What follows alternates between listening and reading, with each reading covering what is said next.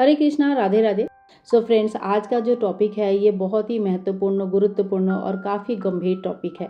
यानी कि जब हमारे पास अपने थंबनेल देखा ही होगा कि लोगों को बहुत ज़्यादा, लेडीज़ को ये शिकायत रहती है या ये ओरिजिनली रियलिटी में होता भी है कि हम तो अपने हस्बैंड का बहुत ज़्यादा ख्याल रखते हैं, उनका बहुत ज़्यादा केयर करते हैं। उनका जब तबीयत ख़राब होता है हम दौड़ के जाते हैं, दवाई हर चीज़ करते हैं। लेकिन जब हमारा तबीयत ख़राब होती है, जब हमें उनकी ज़रूरत होती है, किसी के सामने कोई हमें भला बुरा कह रहे, वो चुपचाप पीछे खड़े रहते हैं या हमारे साथ नहीं निभाते हैं या उतना केयर नहीं करते। लगभग बहुत सारे लेडीज़ जो है ना इस बात को फेस करते हैं।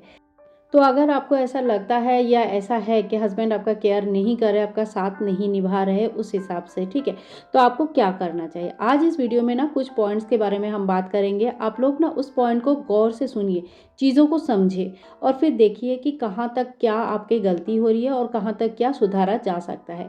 कुछ केसेस ऐसे होते हैं जहाँ पे कुछ भी कर लो कुछ नहीं हो पाता है, और कुछ केसेस ऐसे होते हैं जहाँ पे हम अपनी मेहनत से अपने घर को घर बना लेते हैं। तो हमारा मेहनत तो होना ही चाहिए। घर को घर बनाने में एक रमणी का जो हाथ होता है ना सबसे ज़्यादा होता है, यानी कि गृहिणी के हाथ में होता है। अगर गृहिणी चाहे तो अपने गृह को मंदिर भी बना सकते हैं और नरक भी बना सकते हैं, ठीक है। तो ये आपके हाथ में है, आप अपने घर को किस तरह से मैनेज करेंगे और किस तरह से अपने लाइफ को मैनेज करेंगे। तो सबसे पहले देखिए, अगर आपको ऐसा लगता है कि आपके उतना रिस्पेक्ट आपके घर में है नहीं जितना रिस्पेक्ट आपका होना चाहिए, या जितना आप काम करते हैं उस हिसाब से आपका कोई पोजीशन ही नहीं है, इसके पीछे कहीं ना कहीं हम खुद भी जिम्मेदार हो जाते हैं, ठीक है। तो पहला पॉइंट ये है, तो देखो हस्बैंड वाइफ जो होते हैं वो एक दूसरे का साथ निभाए, केयर करे, ये एक मतलब एक्सपेक्टेड भी है, होना भी चाहिए। और कोई भी आदर्श घर जहाँ पे खुशहाली है तो ये चीज़ें होते भी है, लेकिन सब लोग इतने किस्मत वाले नहीं होते हैं, सब जगह पे ये चीज़ें नहीं हो पाती। ऐसे में क्या करें। सबसे पहले देखिए, सबसे पहला पॉइंट है कि सेल्फ रिस्पेक्ट करना सीखें, यानी कि अपने आप को सम्मान दें, अपने आप को प्यार करें।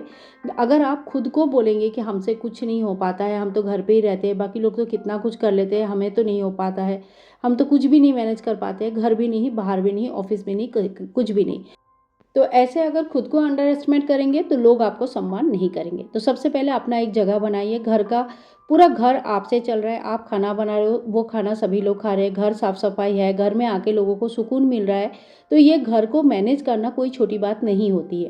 तो इतना बड़ा घर, अपनी करियर, अपना पढ़ाई, अपना घर छोड़ के आके आपने इस घर को अपनाया है और इसको घर बनाया है, तो आपका पोजीशन कोई ऐसा नहीं है कि कोई ऐसे ही आके आपको कुछ भी सुना के जाए, ठीक है। तो सबसे पहले अपना रिस्पेक्ट करना सीखे। दूसरे पॉइंट में आती हूँ, तो चेहरे पे थोड़ी सी स्माइल रखे, यानी कि कोई भी, देखो अब बोलोगे कि झगड़ा हो गया तो स्माइल कैसे करें, सही बात है, उस टाइम के लिए स्माइल करना किसी के लिए भी पॉसिबल नहीं होता है। लेकिन अगर इस चीज़ को आप हफ्ते भर खींच रहे हैं, 2 दिन 3 दिन 4 दिन खींच रहे हैं, तो समझ लीजिए कि आपको घर के मतलब ये जो चीज़ कर रहे हैं ये बहुत ही बेकार काम हो रहा है।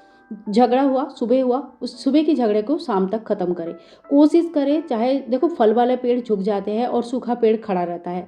आप समझ सकते हो मैं क्या कहना चाहती हूँ। जिसके अंदर गुण रहता है ना वो झुक जाते हैं, जिसको पता है कि मेरे झुकने से घर बच जाएगा वो झुक जाते हैं।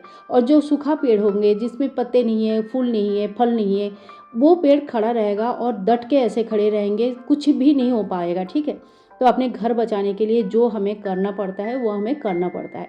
अगर एक स्माइल से, एक कप चाय से हमारा रिश्ता बच सकता है तो क्यों नहीं, ठीक है। तो मतलब हमेशा मुंह बना के रखना, बड़बड़ाते रहना और कंटिन्यूअस इसको दिनों दिन खींचते रहना, यह आपके रिश्ते को बिल्कुल भी ख़राब कर देगा, बिल्कुल भी उस रिश्ते में कोई भी जान नहीं बचाएगा, ठीक है। तो अपने रिश्ता बचाना चाहते हैं तो इस बात का ध्यान जरूर रखें। इसके बाद आती हूँ 3 नंबर पॉइंट्स में, तो अपना वैल्यू रखें, अपने आप को ऑलवेज अवेलेबल मत रखिए।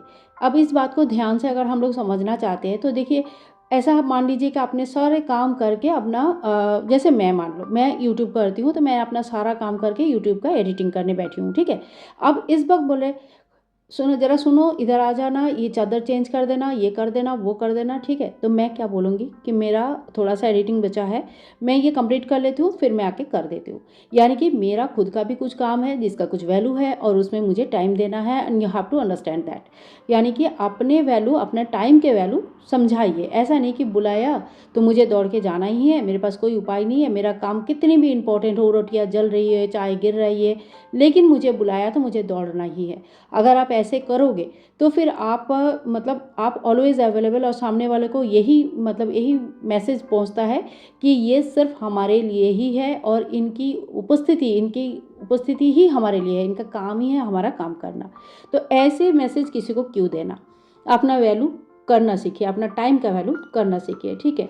अब 4 नंबर पॉइंट पे आते हैं। तो देखिए, कोई भी काम को लेकर आप थोड़ा सा बिजी हो जाइए। अपना हॉबी, अपना खाली टाइम पे 25 बार हस्बैंड को फ़ोन करना, खाना खाया क्या, कितने बजे आ रहे हो, कितने बजे जा रहे हो, अभी कहाँ हो, कहाँ तक पहुँचे, कैसे आ रहे हो, परेशान करना बंद करना चाहिए। बहुत लोगों को मैंने देखा है दिन में 40 बार फ़ोन करेंगे। अरे इतनी फ़ोन की क्या ज़रूरत है। अगर आपके पास बहुत सारा खाली टाइम है तो आप उस टाइम पर अपने काम में लगाओ ना। आप कुछ क्रिएटिव करो, कुछ हॉबी करो, कुछ क्लासेस में ज्वाइन कर लो। कुछ नहीं है तो अपने लिए कुछ बुक्स पढ़ो। यानी कि हमेशा दूसरों को एक मतलब परेशान नहीं करके अपना काम में बिज़ी रहना चाहिए। बिज़ी होना बहुत ज़रूरी होता है। जितने बिज़ी आप रहेंगे ना, उतना ही आप सुखी रहेंगे।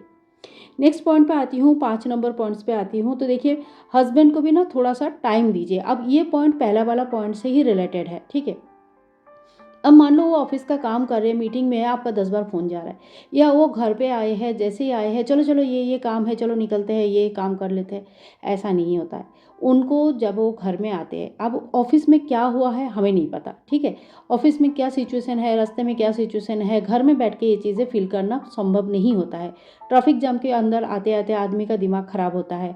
बहुत सारी चीज़ें देखते हुए आते हैं, बहुत सारी चीज़ें सुनते हुए आते हैं। तो ऐसे में उनको थोड़ा स्पेस दीजिए, थोड़ा सा उनको समय दीजिए, थोड़ा सा चाय बनाकर दे दीजिए, थोड़ा सा बैठ के आज का दिन कैसा रहा। इस तरह का अगर आपका रिश्ता है, आते ही आप अपना शुरू कर दिया, दुखहारी सुनाना शुरू कर दिया, ये हुआ वो हुआ, आज मुझे इसने बोला, उसने बोला, ऐसा बोला, वो आपका बात नहीं सुनेंगे, उल्टा परेशान हो जाएंगे, ठीक है। तो थोड़ा सा उनको स्पेस दीजिए ताकि वो सांस ले पाए आपके साथ, और फिर आप जो है बात करना शुरू कर सकते हैं अपने टाइम के हिसाब से। इसके बाद देखिए, नेक्स्ट पॉइंट पे आती हूँ, 7 नंबर पॉइंट्स पे। तो देखिए, हस्बैंड घर का बहुत सारे चीज़ें करते हैं, लेकिन नॉर्मली हम लोग क्या करते हैं, तुम तो घर का कुछ भी नहीं करते हो, सारा चीज़ें मुझे ही करना पड़ता है।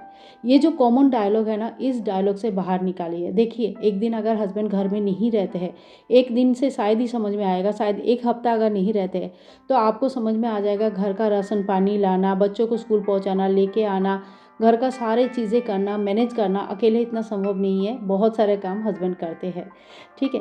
तो थोड़ा भी अगर वो कुछ काम करते हैं, कभी स्विच बोर्ड ठीक कर दिया, कभी बच्चों को लेकर कहीं नीचे चले गए, कुछ सामान ला दिया, या जो भी है, तो आप एटलीस्ट अप्रिसिएट तो कीजिए कि तुमने ये काम कर दिया, बहुत बढ़िया हुआ, या तुमने मटर भी छील दिया तो मेरा बहुत बड़ा काम हो गया, है कि नहीं। तो थोड़ा अप्रिसिएट जब हम करते हैं ना, तो सामने वालों को खुशी मिलता है। ये बात सिर्फ हस्बैंड के लिए नहीं, बच्चों के लिए, घर में कोई बड़े हैं, या आपको भी। अगर आपने कुछ काम कर दिया और किसी ने आपको अप्रिसिएट कर दिया, तो आपको अच्छा नहीं लगता है क्या।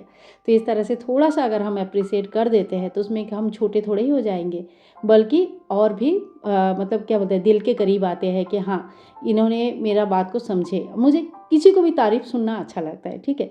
तो ये एक सत्य ऐसा है कि जो कोई मानता है, कोई नहीं मानता है, पर है सच कि तारीफ़ सुनना सबको अच्छा लगता है।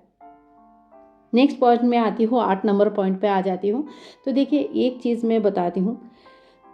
हाँ, बहुत सारे वाइफ़ का ये रहता है, उल्टा जवाब देना, ठीक है। टॉन्टिंग करना, उल्टा जवाब देना, बड़बड़ाते रहना। कोई कुछ अच्छा भी करने आ रहे हैं, कोई कुछ प्यार से भी बोलने आते हैं। अरे क्या बात होगी, आज बड़ा प्यार आ रहा है। क्यों क्यों ऐसा उल्टा जवाब देना। अगर आपका झगड़ा हुआ है, आपका उस दिन के लिए आप मूड ऑफ ऑफ है, तो वो एक अलग स्टोरी हो जाता है। लेकिन इसको अपनी आदत मत बनाइए। यानी कि कोई कुछ भी बोलने आ रहा है, आप एक उल्टा जवाब दे दे रहे हैं। कोई कुछ बोल दिया तो 2 सेकंड के लिए चुप नहीं रह सकते। अगर हर बात पे इस तरह का आप उल्टा जवाब देंगे ना, तो घर में कलह क्लेश होता ही रहेगा। और इसको फिर बिल्कुल भी हम इसको ना नहीं कह सकते। ये आएगा ही आएगा, लक्ष्मी घर में आएगी ही आएगी, ठीक है। तो ये सब बड़बड़ाना, उल्टा जवाब देना, या जल्दबाजी में क्या बोलते हैं, जो काम होता है, हड़बड़ी में कुछ भी काम कर लिया, तो इस तरह से चीज़ें अवॉइड करना चाहिए। अब आती हूँ लास्ट पॉइंट, बट ये एकदम लास्ट भी नहीं बोल सकते, ये सबसे ज़्यादा इम्पॉर्टेंट पॉइंट है। इस पॉइंट पे मैं ये बोलती हूँ कि देखिए, थोड़ी बहुत भी है तो सेल्फ डिपेंडेंट बने। हर चीज़ के लिए किसी के आगे अगर हाथ फैलाना होता है तो फिर उसमें कहीं न कहीं सामने वाला भी कि हमारे मतलब हमारा जो वैल्यू है वो धीरे-धीरे कम हो जाता है। सामने वाला भी सोचते हैं कि हर चीज़ में माँगते हैं, कहाँ से इतना व्यवस्था करूँ। आजकल महँगाई इतनी हो गई है, बच्चों का पढ़ाई, स्कूल, घर का रेंट या तो फिर घर का ईएमआई, घर के पूरे राशन पानी का खर्चा और भी बहुत सारे शौक-साद, इतने सारे खर्चे होने के बाद एक्स्ट्रा खर्चा करने का पैसा बहुत सारे मिडिल क्लास लोगों में नहीं हो पाती है। ऐसे में हस्बैंड को लगता है कि मैं कहाँ से करूँ और वाइफ़ को लगता है कि ये तो कभी कुछ मुझे देते ही नहीं है। तो ये जो है ना अनबन, ये अनबन बहुत बड़ी ही रूप लेता है धीरे-धीरे। अगर आपको सही में कोई शौक है, सही में कुछ करना चाहते हैं ना, तो अपने पैरों में खड़े हो जाइए। ये कुछ तो अपने पैरों में खड़े होके कुछ तो रोज़गार करें, यानी कि सेल्फ डिपेंडेंट बनें। सेल्फ डिपेंडेंट कैसे बनेंगे, क्या करना चाहिए, क्या-क्या ऑप्शंस हमारे पास है, इसके ऊपर पूरे एक डिटेल्स डेडिकेटेड वीडियो मैंने लास्ट मतलब इससे पहले डाला हुआ है। जिन लोगों ने उस वीडियो को नहीं देखा है, एक बार प्लीज़ जाइए, ज़रूर देखिए। आप लोगों को काफ़ी सारे आइडियाज़ मिलेगा, मोटिवेशन मिलेगा और आप हो सकता है कि घर में बैठ के भी आगे चल के कुछ ना कुछ करेंगे। अब आज सोचा और कल सेल्फ डिपेंडेंट बन गया है, ऐसा तो नहीं होता है। कोई भी चीज़ के लिए समय लगता है, एक बहुत मतलब कि मेहनत लगती है, बहुत सारी चीज़ें होती है तब जाके बनता है। लेकिन अगर आप सेल्फ डिपेंडेंट बनते हैं, घर का कुछ खर्चे में अपना अपना भी हाथ बटा सकते हैं, तो फिर मतलब समझ लीजिए कि आपका वैल्यू धीरे-धीरे बहुत ज़्यादा हो जाएगा। धीरे-धीरे आपके वैल्यू, आपके लिए केयर, आपके लिए प्यार और आपका जो अस्तित्व है, ये बहुत ज़्यादा मायने हो लगने लगेंगे, सबके लिए मायने रखेगी। ठीक है? तो इस तरह से हम अपनी वैल्यू बढ़ा सकते हैं। लोगों को ज़बरदस्ती मुझसे प्यार करो, मुझे मुझे सम्मान दो, नहीं बोल सकते। आप काम ऐसा करो कि लोग आपसे प्यार करें, आपको सम्मान करें, आपका उपस्थिति लोगों के लिए काम हो, यानी कि जब आप रहोगे तो लोगों को पता होना चाहिए कि भाई मेरा ना आधा से ज़्यादा काम तो हो ही गया है, क्योंकि ये घर पर है ना, तो मुझे कोई चिंता करने की ज़रूरत ही नहीं है। मुझे बच्चों की चिंता करने की ज़रूरत नहीं है, मुझे ट्यूशन की चिंता की ज़रूरत नहीं है। जब आपके ऊपर वो डिपेंडेंट होने लगते हैं ना, तब आपकी वैल्यू बढ़ता है। ठीक है, आज के वीडियो में मैं यहीं तक बोलूँगी। अगले वीडियो में फिर से मिलूँगी एक नया वेरी मोटिवेशनल टॉपिक के साथ। तब तक के लिए bye bye and take care.